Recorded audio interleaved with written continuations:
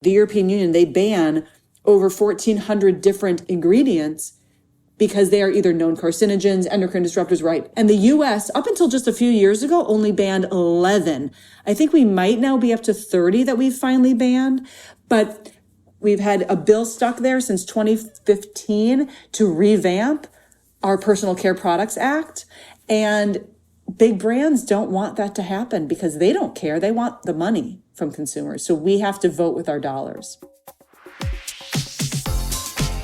If you've ever watched Dancing with the Stars, you may be familiar with the 8-season co-host, Samantha Harris. She is here and she's sharing her story about how she survived cancer and dealt through everything that she went through, along with so many other health tips and what she's doing now. She is the author of Your Healthiest Healthy. She has been the host of Entertainment Tonight. She is just a well-seasoned, Emmy-winning television host, and I am just so happy to have her on the show today.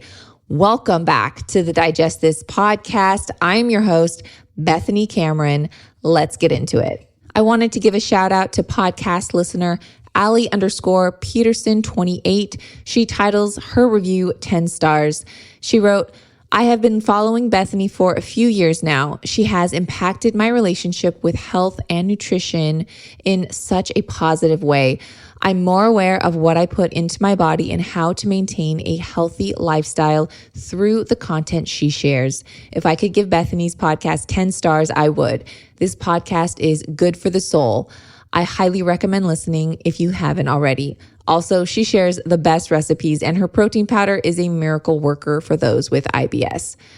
Wow. Thank you so much, Ali, for that wonderful rating and review. I am so glad you're enjoying the podcast, my protein, and are living a healthier lifestyle because of it. And if you haven't done so already, I would love to read your review. And if you rate the show, please do so. And it helps the podcast grow in general, helps it get out into more ears. I was going to say eyes, but more ears, maybe eyes soon. And it's just a great free way to support the show. So I really appreciate that. Thanks, guys. It's getting into summer, which means more traveling. But with traveling comes the headache of opting for toxic products small enough to be TSA passed, such as mainstream mini toothpaste tubes. But surprisingly, in my latest regular shipment of my Bite toothpaste bits, I noticed on the package it says TSA approved. Even their mouthwash, because their quote mouthwash isn't actually a liquid. Just like their toothpaste bits, Bite's mouthwash are tablets you can take anywhere and even stash in your purse anytime you need to rinse your mouth and freshen up. Just bite down on a tablet and chew, then take a sip of water and swish it around in your mouth as you would mouthwash. Just spit it out and then you're good to go. I absolutely love Bite and their non-toxic oral care. Everything from their toothpaste bits to their mouthwash and even their teeth whitening kits. And they now have a charcoal version. And I know charcoal on your teeth sounds like they would actually make your teeth more dirty, but it's quite the opposite. Activated charcoal naturally whites whiten your teeth. So you get a 2-for-1 deal with toothpaste and gentle whitening, all in a non-toxic tablet that comes in glass jars. So if you've been looking for a natural toothpaste without the paste, try Bite toothpaste tablets and experience what I, my husband, and so many others are obsessed with. Bite is offering my listeners 20% off your first order. Go to trybite.com/digest or use code DIGEST at checkout to claim this deal. I hope you guys love it.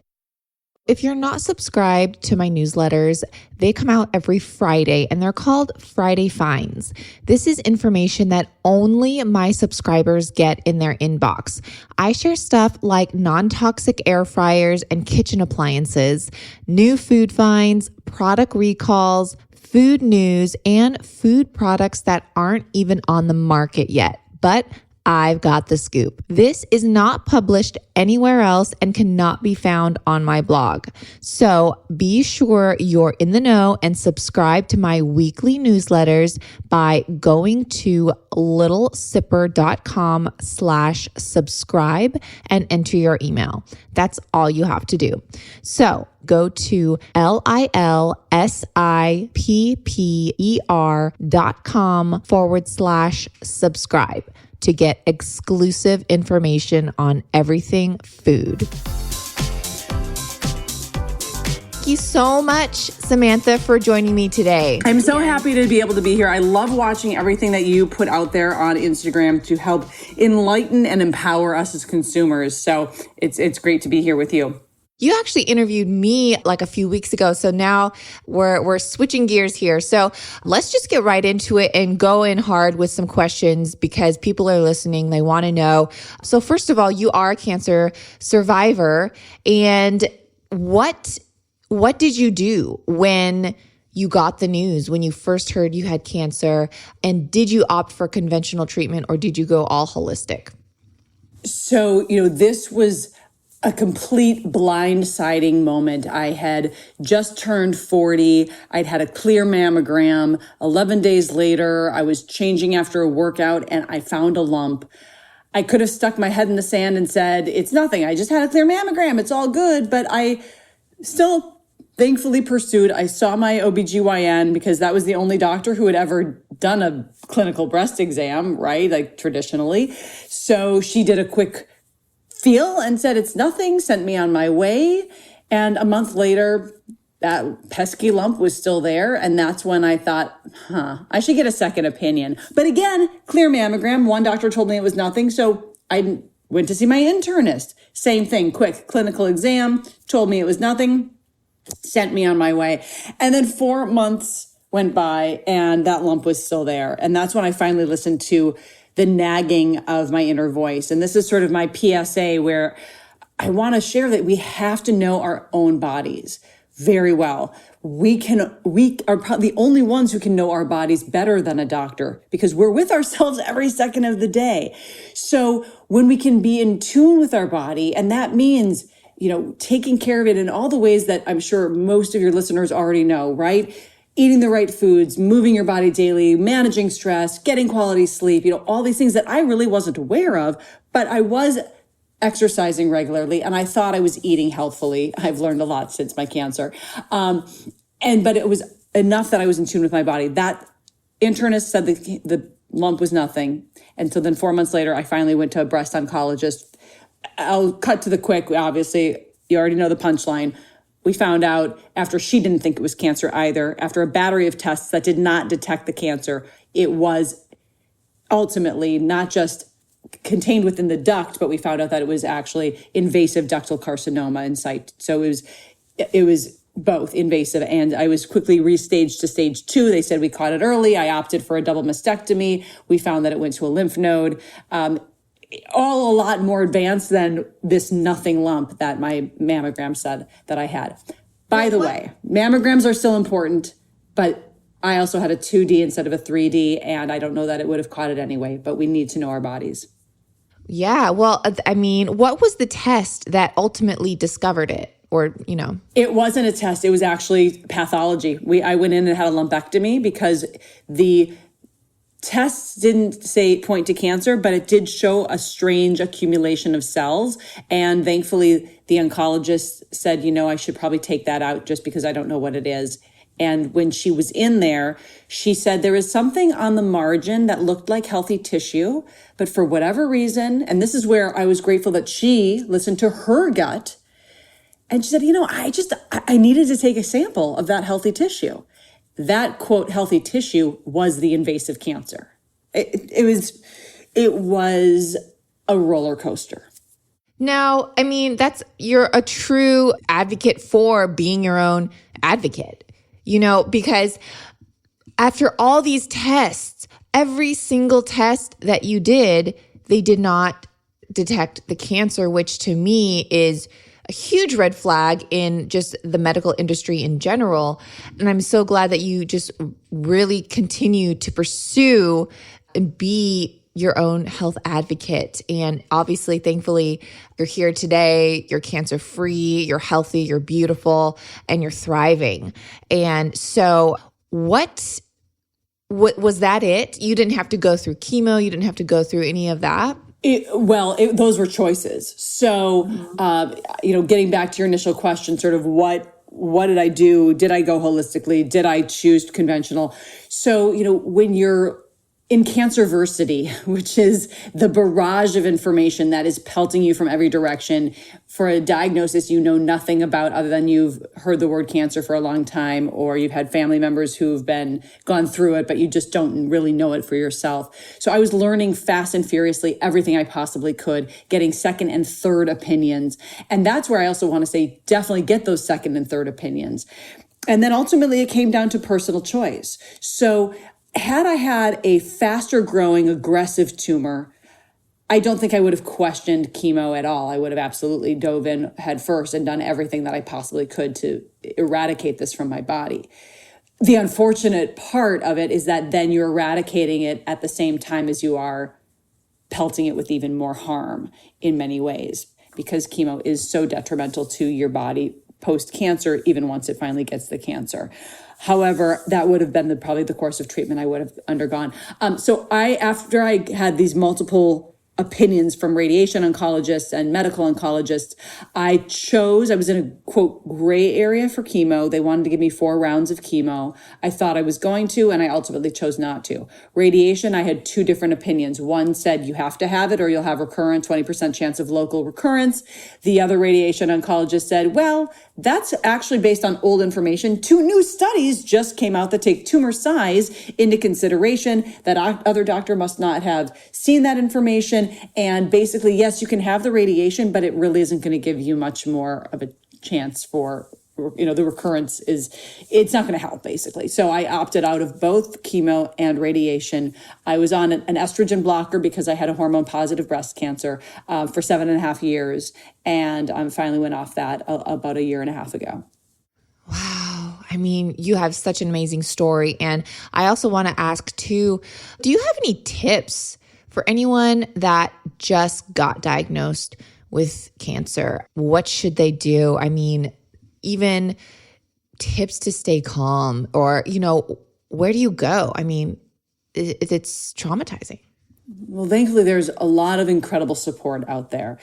Number one, you don't have to have every answer or do everything that you think you need to overnight. Take one step at a time. Learn what you can about your diagnosis and make small, methodical changes. One of the best things to do is support yourself with a village around you. Reach out, whether it's family or friends. The cancer community as a whole has so many resources. I offer so many resources. I offer support specifically to the breast cancer, survivors and newly diagnosed. Whether I'm answering people via DM. I mean, every woman who's reached out to me who's been diagnosed at some point in her lifetime or a recent diagnosis, I get back to them and I try to help guide as much as I can. I have a Thriving After Breast Cancer 2-part course. I offer retreats.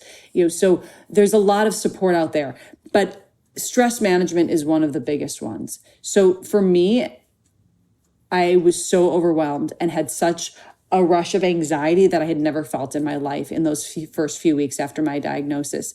It was a crippling adrenaline coursing through my body that felt so negative and heavy. And I just took a moment one day, and I don't know why, and no one told me to, but I just stopped and I said, I can't feel this way. I don't know how long this journey is going to be. So I flipped my perspective.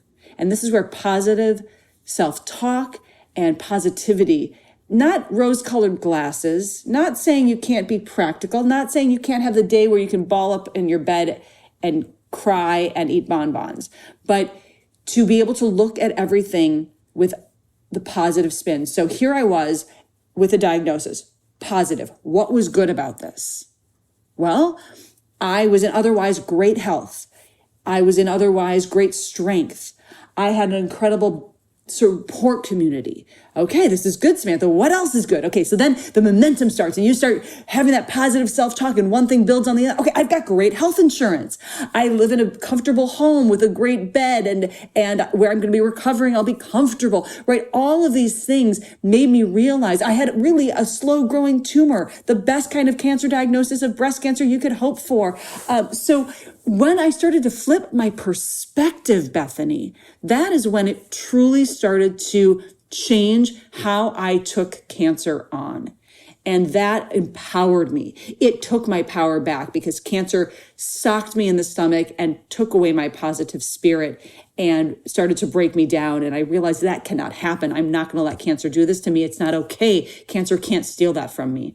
And that brain switch, which we can activate, made a big difference. Wow, I need that energy. Can you just give me some of that energy that you're giving out right now? Because I mean, it truly is the way that you see things can impact actually your diagnosis for sure. We have so many studies that prove that. Stress, anxiety can exacerbate a health issue, or when you remove those, it can actually calm it down and help that diminish. So I love that approach. You're just such a glowing, positive person, and that's great advice. And what if someone's listening right now, they don't have cancer, but they know someone that maybe just got diagnosed or going through cancer? What advice can you give that person, like what to do or what not to do? Like what annoyed you, for example, from other people? Like, were so many people just trying to give you advice or this, that, and the other? So my question is basically, what advice can you tell someone who knows someone that's going through cancer? Like, hey, don't do this. It's going to annoy them, or do this. It was very helpful, The biggest tip I can give is to tell, not ask. Okay, here's what I mean by that. People want to help. Well, there's two different types of people. The people who just freak out and they don't know what to say, so they basically ghost you. And that's really hard. And then there are the people who really do, which is the majority, who want to help. They want to do something, but they just don't know what to do. So they will ask you, what can I do? What can I bring you? And it's overwhelming. I don't want to make any more decisions. I'm already dealing with all of this. So better to say to someone, I'm bringing you dinner. Is Tuesday night better or Thursday night better? Do you want the veggie bean burgers or do you want the big salad? What do you feel like? I know you have an appointment coming up. What day can I take you to your appointment? Because I'm sure that it's challenging to find somebody to bring you every time, right? So telling them what you're going to do allows you to basically not feel also as the patient. It's so hard, especially for women. We are the caregivers. So to be the one who has to ask for help when we're used to taking care of everyone else is really hard. So that's just another reason why it's really beneficial for those who want to help us to tell us what they're going to do. Not, hey, can I come in town and fly across the country and help you after surgery? No, hey, I'm going to come in town. Obviously, assuming that it's someone you actually want. Also, the power of no. I'm going to come in town and stay with you after your surgery. No, thank you. I already have, plenty of people. I'm going to feel too overwhelmed, but thank you for offering. Right. So don't be afraid to say no. Yeah. Great advice. Great advice. Now, switching gears a little bit here, I want to talk about on and around our bodies. And this goes not just for people dealing with cancer. This is going for anyone interested in health and wanting to detox their life, because now you really do live a non-toxic life, and you among most, I don't want to say this, but you are probably at the top of my list that are just so aware of what goes in, on, and around our bodies and to really detox. So first of all, we all know, at least many of my listeners know and are aware, that the foods we consume affect our health in multiple factors. I mean, even the people eating McDonald's and, quote, not into healthy foods are aware of healthy and unhealthy food. I mean, the general public, they know what they're doing, right? But what for you, I guess, surprised you the most when you started digging into a healthier lifestyle? Well, cancer definitely woke me up in a way I didn't realize I needed to be shaken awake. I thought I was eating healthfully. I thought I was living a healthy lifestyle because I exercised almost daily. And because I'm a journalist by trade, right, I wanted to make sure that when I found out of the 1 in 8 women who will be diagnosed with invasive breast cancer over their lifetime, only 5 to 10% of those are actually genetic. And to me, that was baffling. So I assumed I must have a genetic predisposition because my dad had colon cancer and there's a colon breast genetic connection. And my dad's mom was a breast cancer survivor, lived to 95. So it must be hereditary. And then it wasn't. And I've had a panel of over 180 different genetic tests that are available to us today beyond the BRCA that we all hear about, the BRCA test, that does show you a link. And I had none of that. And so it shouldn't be surprising now that I know that only 5 to 10% of the breast cancers are actually hereditary. And then maybe say 5% are a fluke. They're just, throw it up to gosh knows what it was. But that means that we have the power, because 85 to 90% of cancer, of breast cancer, is completely environmental. It's about the epigenetics. And that's the study of how our lifestyle choices, how we live, where we live, and what we do with our day-to-day affects our overall well-being, turns on or leaves off the switches in our DNA structure that activates cancer, not just breast cancer, any type of cancer, heart disease even, type 2 diabetes, neurodegenerative disorders. And this was the most eye-opening thing that I learned when I started to dig into my research. And I started to deconstruct it. Well, wait a second. I've spent my entire career on television, from day after day on Dancing with the Stars or Entertainment Tonight or whatever show I was doing, sitting in a makeup chair every day of the week, being shellacked with these chemical bombs of carcinogens and endocrine disruptors and neurotoxins that are in all the big mainstream brands for makeup and skincare and hair care. I was eating foods that I thought were very healthy for me because I thought that, first of all, on Dancing with the Stars, you have these amazing dancers with these sculpted, gorgeous bodies, and standing next to them as the host, all I wanted is to also look as fit and amazing as they did. And I ate copious amounts of animal protein because I wanted to look tight and toned. And I thought you had to eat a lot of animal protein to look tight and toned. And I am probably tighter and more toned now eating plant-based than I ever was when I was eating as much meat as I was. And by meat, meat when I was growing up in Minnesota meant red meat as well as chicken, poultry, and fish. My 20s and 30s, that just meant poultry and fish.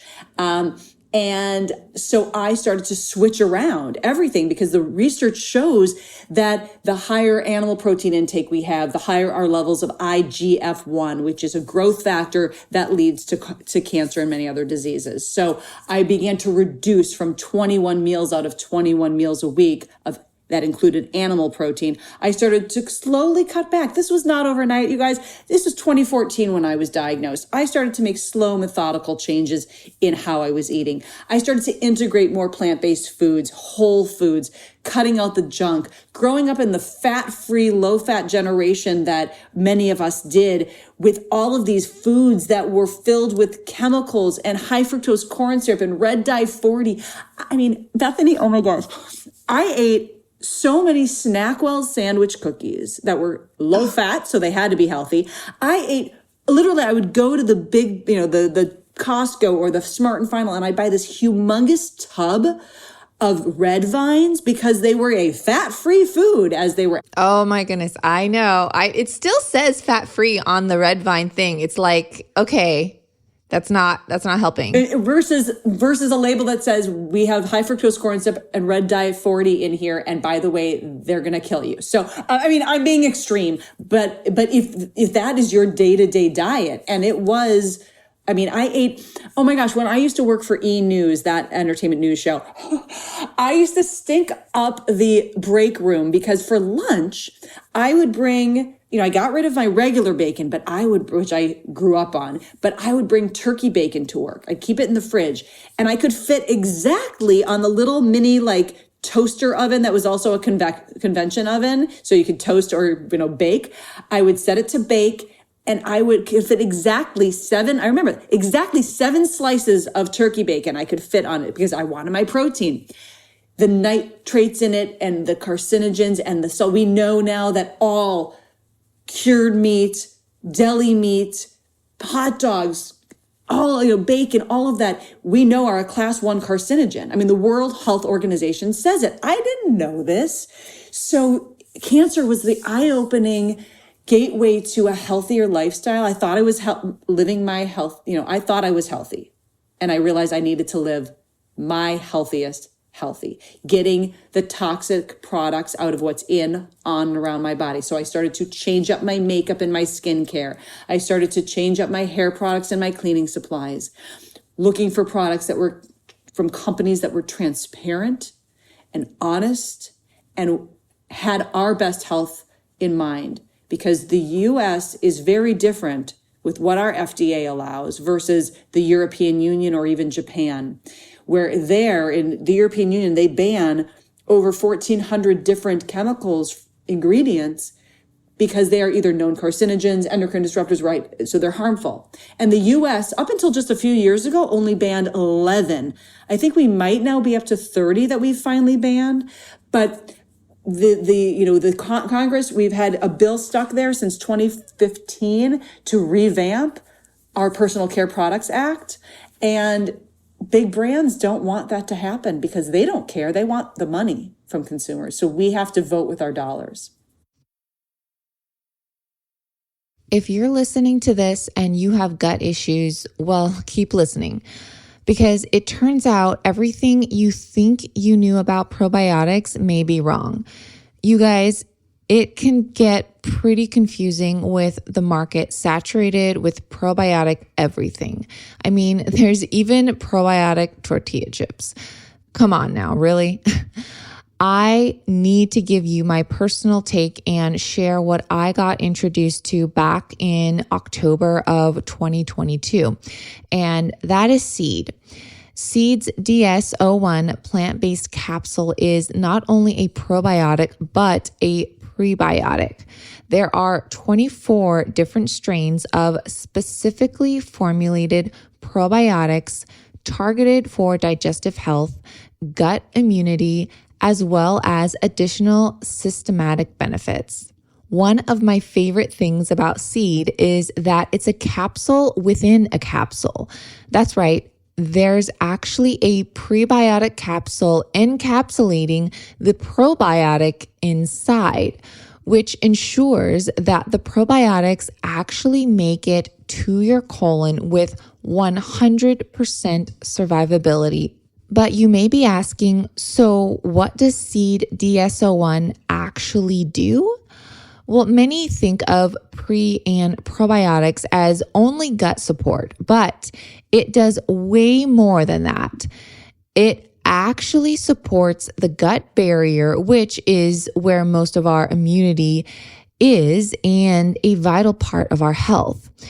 But it also supports other areas of the body for whole body benefits, such as skin health, heart health, and micronutrient synthesis. So get the real deal in a symbiotic, one that's backed by clinical trials and scientific data.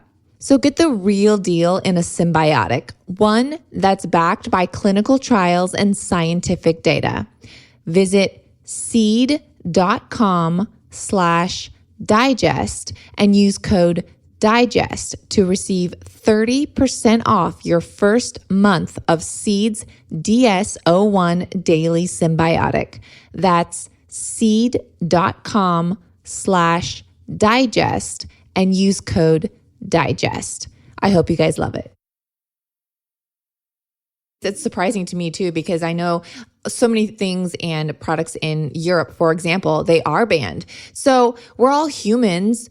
Just because we live in Europe doesn't mean we're genetically different. You know what I mean? We're all human beings. So why is it okay for us in America to consume it and not okay for people in Europe to consume it, right? It's big business and it's politics. And that's the bottom line, sadly. I mean, there are even, and I mean, I think you've shown this, we've seen other wonderful influencers who live in this space show us the comparison between even a McDonald's ingredient list and a US, in Europe versus a US, right? And the comparison of what's allowed in their foods from the same brand, the same corporation, but because look, you and I live in California. We thankfully, but sometimes frustratingly, have some very stringent laws here of certain products that are allowed or not, or certain labels that have to be put on products to give us awareness of whether, the Prop 65 warning for lead and heavy metals. That's so stupid. So, and so there's a lot of stuff, and a lot of that too is also politics. On the one hand, it's like, yeah, okay, cool, California, you go. But then also it's a little bit also the politics. So if we could just start with, as consumers, to take our power back and make decisions based on education. And by the way, if you want your red vines, have your red vine, but make sure you're making that choice consciously, not just because the marketing gurus say it's fat-free, so you think it's okay because you're not going to gain weight eating it. By the way, it's laden with not just the high fructose corn syrup, but a lot of other sugars that are harmful that are going to make you retain that weight. So it doesn't matter that it's fat-free. Right. And addictive too. Just so many different foods are so addictive. And, a lot of brands too, that a lot of people don't realize is that they are owned by the same company, for example. And I know, this, not going to name names here, but, pharmaceutical brands or quote healthy brands, they also own the unhealthy brands. And so they're really, they don't care about the health and your well-being. They just want the money. They want the money from the fake sugar. They want the money from the real sugar. The same company owns the fake sugar and real sugar. Well, they realized they were losing a market share, right? So the big brands, whether it's a Nestle or a Coca-Cola or some of these humongous umbrella brands, they go up and eventually buy up some of those cleaner brands. And what's also frustrating, I remember even totally random, but I'm looking at my beautiful puppy on the bed here, so cute. And I'm very careful with the dog food. I even feed him because animals die so much earlier than they should because of a lot of the junk. And so I buy this one particular brand, and then I have a Topper brand. And the Topper brand is from this cute little boutique dog store down the street. And they had this wonderful clean brand that I bought for a Topper. And one day it wasn't there anymore. And I said, oh my gosh, what am I going to do? You're not carrying this brand anymore. And they said, Purina bought it and they changed the formula. So we don't want to sell it in our boutique dog store, right? So sometimes when a big brand buys something that you've been using safely for years, they just alter it slightly. But the other thing is they want the market share back, right? They're realizing that we are getting smarter as consumers and we're not going to be tricked by their marketing. You walk down the cereal aisle and you'll see sugar junk-laden cereal after cereal with health claims like boosts immunity, heart healthy, probiotics, right? Bull, what. So, and for those who are listening, who are like, Samantha, I would love to know some of the brands that you go to for your skincare, your makeup, your hair care, your cleaning supplies.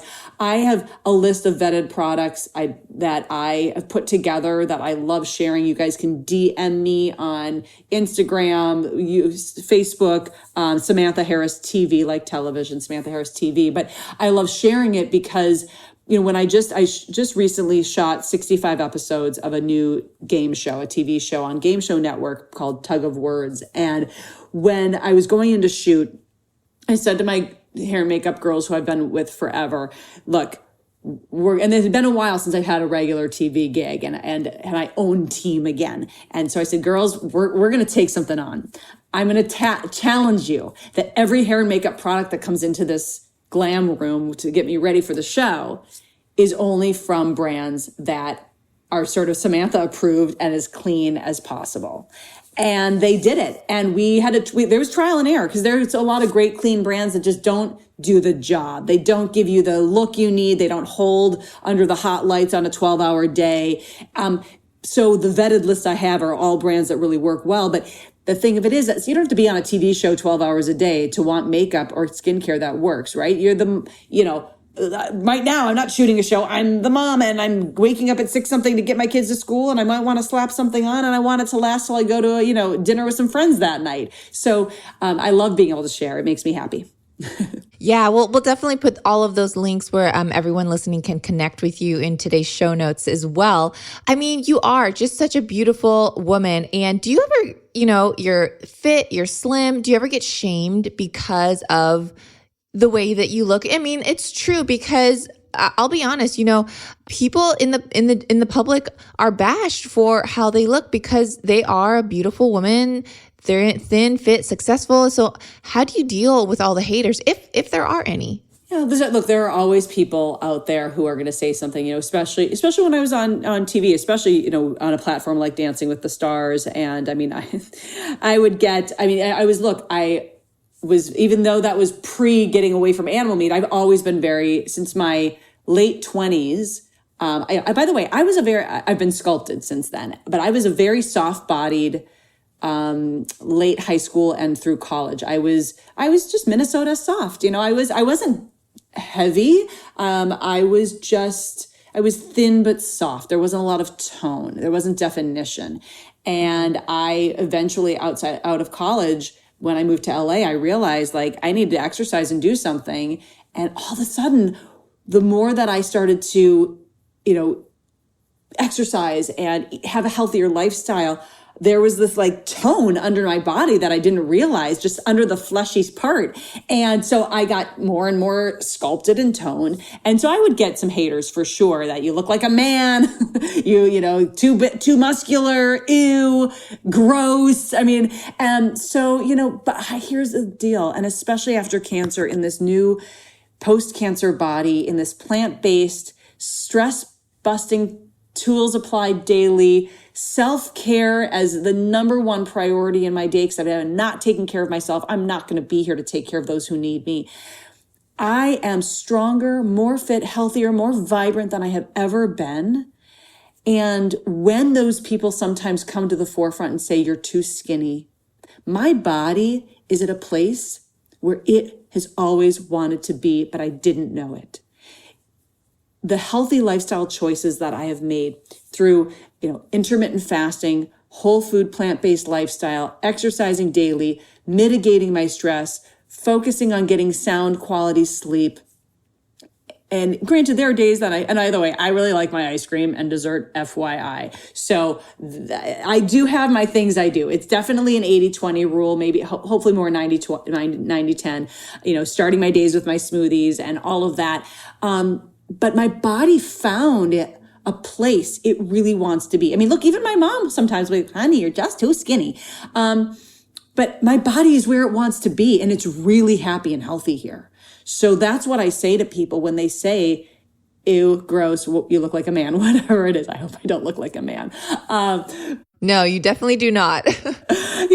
And so, so that's what I say. I'm happy and my body's healthy, and that's the most important thing. And we all come in different shapes and sizes. And when you start to make the lifestyle choices that are right for you, because what's right for you is maybe different from what's right for somebody else, because we are all bio individuals and we have to figure out what works for us.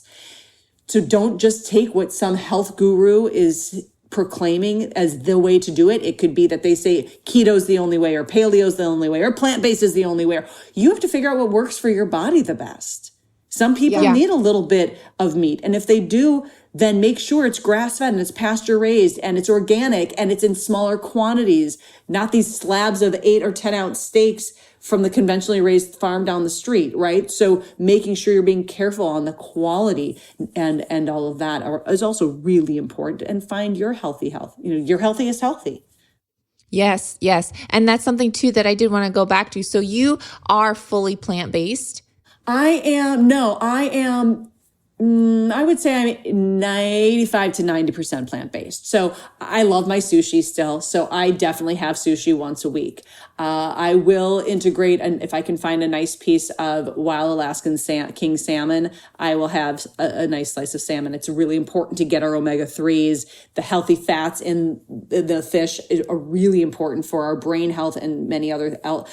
I know, again, because I really pay close attention to my body, and I also have an integrative internist, so he does blood work every quarter. So I know that my mercury actually runs very high. My body doesn't metabolize it well. So even from fish once a week, I can have mercury that's too high. So what I do to combat that, because I really do still like my sushi and I know the brain benefits of the omega-3s, I have an infrared sauna to detox. I do a binder that helps to, when I'm in the sauna, to then, as I'm detoxing, to then pull out and those toxins.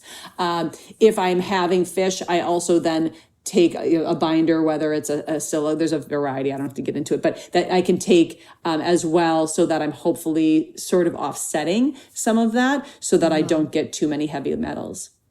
Yeah, cilantro is a great thing to detox. If you pair that, with any kind of fish, that's great too. But, and again, too, for those that do eat meat, I love my meat. My listeners know I'm definitely not vegan or, vegetarian, but again, it's the sourcing, it's the grass fed, it's the free range, it's all of that good stuff that you want from chicken and beef. And if you find that, make that switch, you really will see a difference. And there's so many better options out there too. I know you mentioned like hot dogs and chicken sausages. There's a brand, I think it's like Belinsky. They make great organic, free-range chicken sausages, pork-free, no additives, no nitrates. So you can find better options out there. But again, everyone just has to listen to their body. Like some people, eggs, I think eggs are great, but I do know some people can't have eggs for whatever reason. It does not agree with their body. No shame in not eating eggs, So again, you can't shame someone else because they're not doing what you're necessarily doing for health. I think if they're trying to do the best they can for health, that's great. Now, again, all that to say, you can't expect to follow a junk food diet and see any results. Even the plant-based meats that they're making are just, you say, oh, I'm going to go plant-based, it's going to be so much healthier. Well, is it really healthy when you're eating fake meat, fake cheese, fake, this and that? Right, when everything's too processed. And again, you want to take everything in stride and in that balance. And, when I was writing my book, Your Healthiest Healthy, my goal was not to put yet another tome out there that said, this is what you must do, and get up on my soapbox. It was really to break down all of the different theories and give a basic foundation for people to then build from and guide them from, whether it's how to start to become more forward thinking in your nutrition and it's about nutrient density when it comes to the food, and then listing different products that are clean. And now my list that I can DM you guys back with is even more updated than it was in my book. But, even how to talk to doctors, how to know what questions to ask before, during, and after, a diagnosis or something that you find. And so that, that's really why I wrote the book and why I launched my retreats and my courses and all of that, was because I love my work in television. It's, it's what I wanted to do from the time I was 12, when I asked my parents in Minnesota, can I please have an agent? And they did. They did everything they could to help me get one. And, I wanted to be on TV and I wanted to do all this stuff. And I am so grateful that I had that incredible career. And what my passion is in this space. It's why I went back to school to become a certified health coach and a certified trainer, and why I lead all these retreats and courses and everything, because I love to share this information like you do, Bethany, with people to allow us all to know that we can be so empowered and we can make changes in small steps. And every little change you make makes a big difference, and it adds up. And there are going to be times where you drink too much, or you party too hard, or you eat too much overindulgence, or you have that junk, or you're traveling and can't. And then you just get right back to it.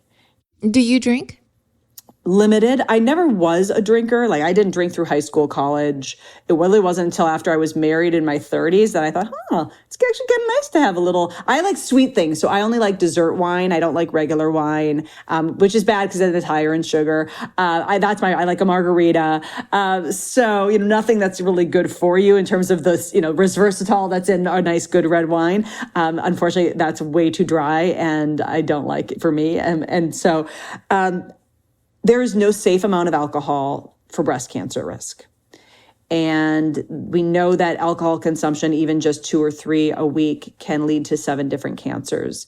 A couple of studies huge meta-analysis study just came out that linked alcohol specifically directly to 7 different cancers. Breast cancer is one of them. That's crazy. It is.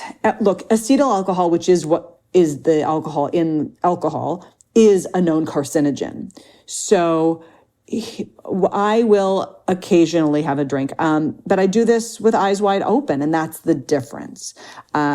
Informed consent. Informed consent. So it's something special. I used to love to have a glass of wine when I was cooking, and I was only cooking, a couple times a week. I'd like to cook more.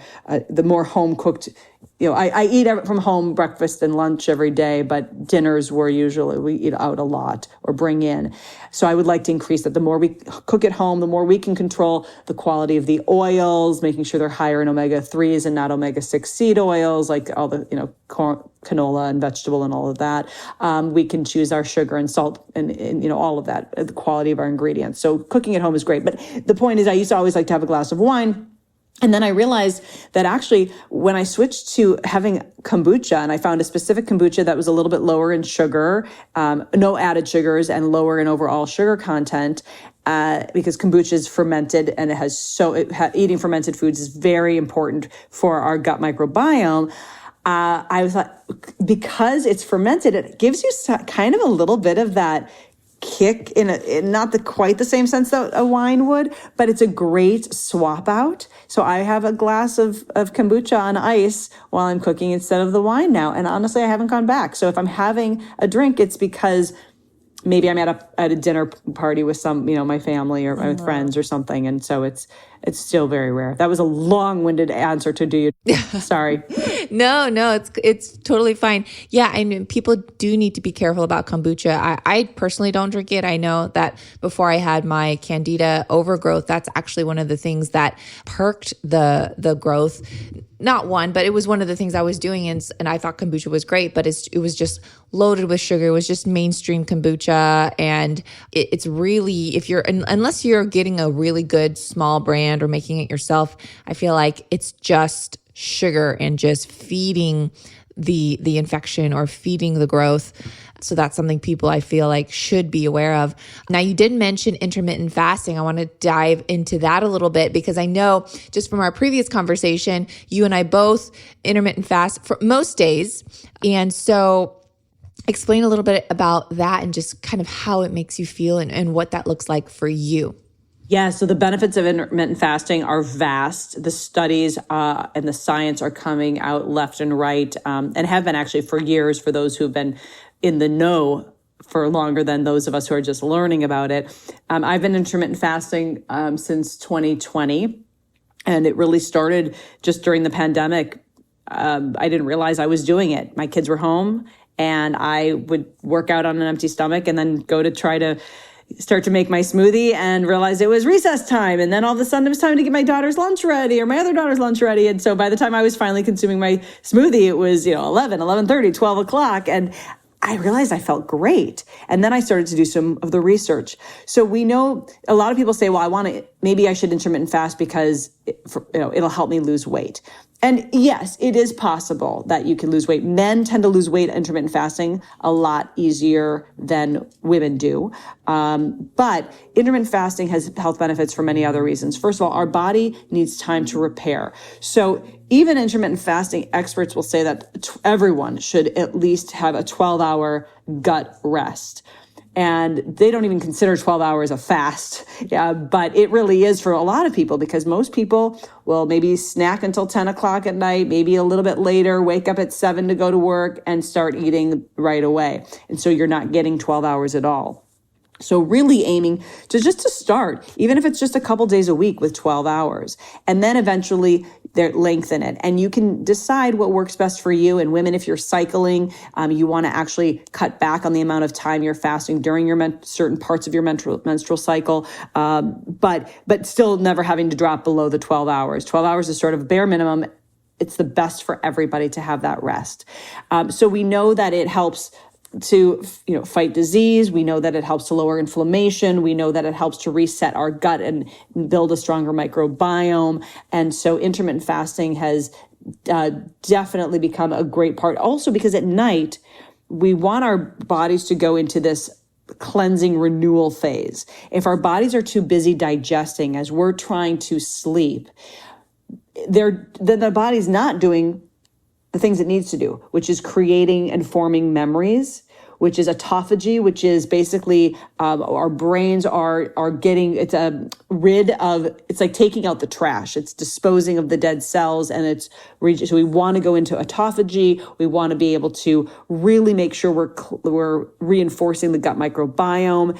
And so fasting has so many benefits. You can do 5-2 fasting, where you really just eat regularly 2 days a week and fast on 2 days a week, or you can flip that. I prefer daily fasting with a 14 to 16 hour fasting window. I'm usually closer to 14 to 15 hours. And so some people think of it as time restricted eating. So your eating window, so thinking of the flip side, is an 8-hour eating window or a 10-hour eating window. So that's really where I operate from. And it's great. What about you, Bethany? I kind of do the same thing. I want to also let people know, if I'm hungry in the morning for a random reason, right? My metabolism is just going, I will honor that, right? Typically, I'm not hungry, but I will get up around 5:30 in the morning. I'll have my butter or my ghee coffee, which is just like healthy fats with some ghee, my coffee, and gelatin, and that's some protein. And that actually doesn't break my fast. Research has shown that coffee doesn't actually break your fast, including like healthy fats. There are different schools of thoughts. There's extreme fasting experts who say zero besides water breaks your fast. Anything but water breaks your fast. Most fasting experts will say anything besides water, black coffee, black tea won't break your fast. I have not heard about ghee and gelatin not breaking a fast. So what do you have on that? I'd love to learn more. Yeah, I can definitely send you some information. But I mean, I've been doing the ghee, gelatin, and the coffee thing for, 2017. I mean, it's been crazy. And then I have that, and it really just does keep me full because there's protein and healthy fats. And then typically I don't start eating until like 11:30. And so it's like a late breakfast, early lunch, and then I'll have dinner. I'll try and have dinner like no later than 6 p.m. But, that's just a general rule. And then it just depends on the day too, because if I'm recipe testing, I'll, test some foods, and every single day is different. But to your point is it does have so many benefits. And I just feel amazing when I do it, because your digestion, it's able to rest and digest. When you're constantly eating or snacking, then your body is constantly digesting, and it's not able to repair those other things or put energy towards other things in your body. Not to say it doesn't, but it is focusing on your gut and digesting that food. And so it gives time for your body to repair itself and kind of just rest for a second and digest what you previously ate 2 hours ago.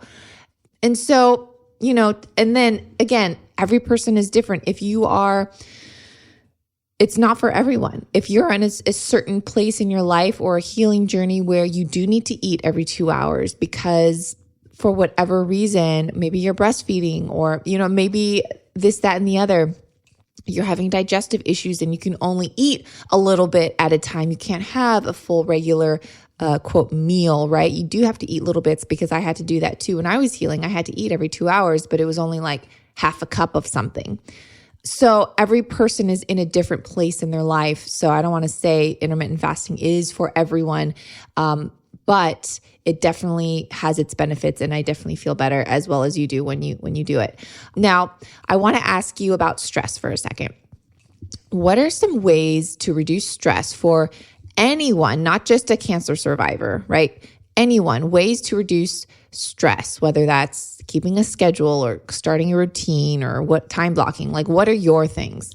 So first of all, breath is one of the most powerful tools that I have discovered for mitigating stress. And it's something that I never even kind of had consciousness about, right? We just breathe. And so when we live in this anxiety-prone world where we are on the go nonstop, we have devices dinging and pinging us at all hours of the night, we are living in a state of constant stress. And so when we have this chronic stress, it leads to chronic inflammation. And excessive chronic inflammation is the underlying root cause of multiple diseases. So just to emphasize why we need to get such a handle on this, right? Okay, so let's say that you don't even realize that you're stressed. You'll find it's amazing when you just start to slow down. Let's say you're about to go into a meeting or you're parking your car after a hairy day rushing around and you turn the ignition off and just sitting in that silence, tuning into your body. And what is tuning into your body? Some people are like, oh my God, that just seems so like woo woo. Just stop for a second. Try to listen to your breath. Fill your belly as full as it can, like you're filling a balloon. That's a diaphragmatic breath where it's filling the belly first. Then, if you want, you can expand the rib cage. Hold that breath at the top for a couple of seconds and then slowly let it go. And there's 4-7-8 breathing where you inhale for 4, hold at the top for 7, slowly exhale for 8. That is proven to do a lot of great things to bring down your stress levels. But just even taking a few seconds of rounds of breath will immediately ignite your parasympathetic nervous system. That's your rest and digest. And that calms the body. And then when that's activated, you automatically deactivate the sympathetic fight or flight nervous system. And so because of that, we have this sense of calm that comes over us and we're able to deactivate that chronic stress. So, other great things that I do besides breath work, and you can do more formal breath work. You can do guided breath work, guided breath and meditation. You can just do guided meditation or self-guided meditation, putting on some, slow music. I find that guided helped me get into meditation a lot more easily. I still struggle to do meditation more than 10 to 15 minutes a day. So the guided, and you can go on YouTube, there's tons of free guided meditations on there. So that's one way. Getting exercise in is another really important way to reduce your stress. We know that it releases the endorphins and the serotonin and all of these feel-good hormones that automatically combat our stress. And so it lifts our mood, it can combat depression. So we know scientifically that exercise brings down our levels of anxiety and chronic stress. So really moving, that doesn't necessarily mean you have to take a hardcore spin class or kickboxing or cardio. It means you can go for a walk, getting out in nature. That's one of the reasons I love hiking or even going on a walk is being able to be out, listening to the birds, feeling the sun, tuning into some of that mindfulness while you're there versus just gabbing on the phone the whole time. But if you can grab a friend and be on a walk with a friend, then you also have that community. And that is also actually really great for longevity and stress busting. So the mindfulness there would be listening to the birds, feeling the sun on your face, the breeze in your hair, right? All of that also help to mitigate the stress. Breath, yoga, walking, exercise of any sort.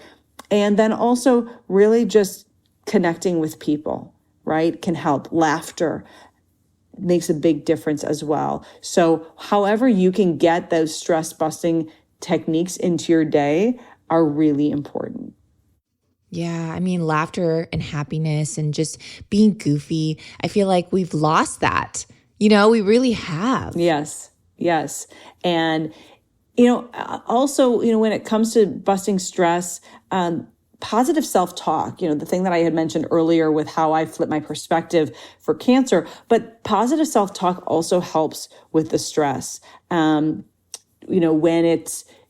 you're feeling stressed because you have a deadline or you're late to somewhere, just sort of taking a moment and thinking about perspective of what's good right now. Tapping into gratitude also is with that. It kind of goes hand in hand with positive self-talk. And so tapping into that gratitude of what's good in this moment also helps to bring your stress levels down. Yes, gratitude is so important. We really do have so much to be thankful for. If you're listening to this right now, you most likely have a phone that you're listening to on, or a computer, and be thankful for the phone that you have. Be thankful for that computer. Be thankful that you can hear this podcast. So many people can't hear or can't see, or it's just so many different things that we take for granted. And we don't realize how blessed we are until it's gone. Exactly. That's, so true. And I'm glad that that you bring that up. It's really important. Yeah. Well, one last thing I do want to ask you too, and it's just kind of a fun little thing, but what is your favorite meal and favorite dessert? So my favorite meal, it's interesting because they kind of are a similar version of each other that could not be more polar opposite. So my favorite meal is, it's two-part. I'm going to have to say my favorite meal I would say is my smoothie. I don't know what I would do without my smoothie. When I'm traveling, if I eat, right? I hear you. You guys can't see Bethany, but she's given a raise the roof on that one. When I'm traveling, I am so happy if I can go to a destination that has a high power blender. When we go to Mexico for a week every year, we literally pack our high power blender and we bring it with us. But usually when I'm traveling, I can't have my smoothies. And so I that's when I realize how much I love them, crave them, and need them, because they give me the nutrient density that we all need.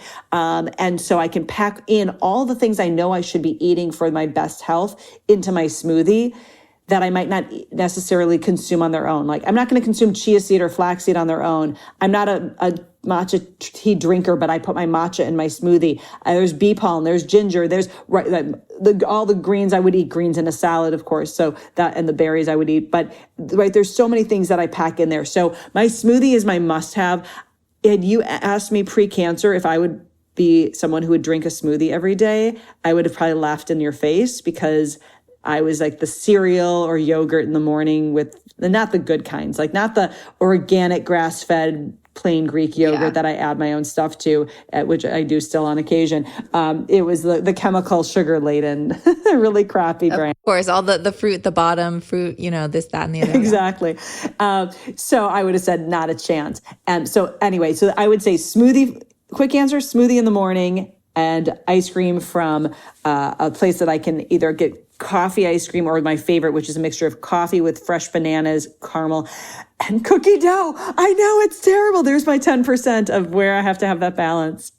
I feel like everyone just loves cookie dough. Like, I've not come across anyone that's like, I hate cookie dough. I do have a really good raw cookie dough recipe that I modified from a Canyon Ranch cookbook from years ago. I mean, it still has tons of sugar because it has brown sugar in it to make it delicious. But instead of having oil and butter, it has applesauce and something else that I'm blanking on right now. Oh, and Greek yogurt. And you'd think like, okay, that sounds disgusting. It is the best raw cookie dough. The cookies, if you bake them, are not that tasty. And then I just omit the egg from the raw batter. And anyway, it's really good. That sounds amazing. I mean, I've been posting a lot of cookie dough recipes. One is just my vanilla protein powder mixed with Greek yogurt. Like, literally, that's all. And then You can add some chocolate chips and then like add some nut butter to it as well. But I mean, the base is just Greek yogurt and my protein powder. And then, yeah, throw in some nuts, chocolate chips, whatever. It's amazing. But I'm with you on the smoothies. I'm smoothie girl for life. Rain, sunshine, snow, whatever. Yes, right? It's the best. In the wintertime in LA, even though it's LA, I'm from Minnesota. I should not be cold in the winter in LA, but I am freezing for whatever reason. And then I have my smoothie and I am so bone chilled cold that I have to sit on like a heating pad or my PEMF infrared mat to warm up. And I put my robe over my clothes. But the point is I'm willing to be that cold because I love my smoothie that much. It's great. Drink some hot tea along with your smoothie. You're fine. Yep, exactly. Exactly. I love it. Well, Samantha, thank you so much for joining me and just sharing your story and your journey. And everyone, go check out Samantha. Again, share your social media so people know where to find you. Samantha Harris TV, like television, both on Instagram, Facebook, and TikTok, but I'm really bad about doing anything on TikTok, so eventually I will. Awesome. Well, thank you again, and we'll hope to talk to you soon. Sounds fantastic. I look forward to it. Thanks for listening to this episode of Digest This. If you enjoyed this episode, please leave a review in your podcast app to let us know. If you're ever wondering how you can support me and this podcast, sharing it with your friends and family is the best way. This is a Resonant Media production produced by Drake Peterson and edited by Chris McCone. To email the show, message us at digestthispod@gmail.com. See you next time. The content of this show is for educational and informational purposes only. It is not a substitute for individual medical and mental health advice and does not constitute a provider-patient relationship. As always, talk to your doctor or health team first. If you're looking to take back your health, it's time for you to listen to the Real Foodology podcast. From the producer of Digest This comes one of Apple Podcast's top 10 nutrition shows, hosted by integrative nutritionist and real food activist Courtney Swan. The Real Foodology podcast is on a mission to change the way we eat.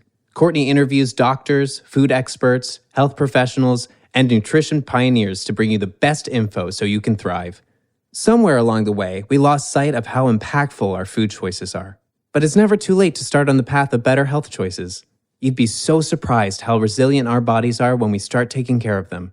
Yes, it's overwhelming, but that's why Courtney's here to help. She breaks it down for you and makes the information more accessible so that you can make more informed decisions in the grocery aisle or restaurant. Listen to the Real Foodology podcast today on your favorite podcast app. New episodes every Wednesday. Produced by Drake Peterson and Resonant Media.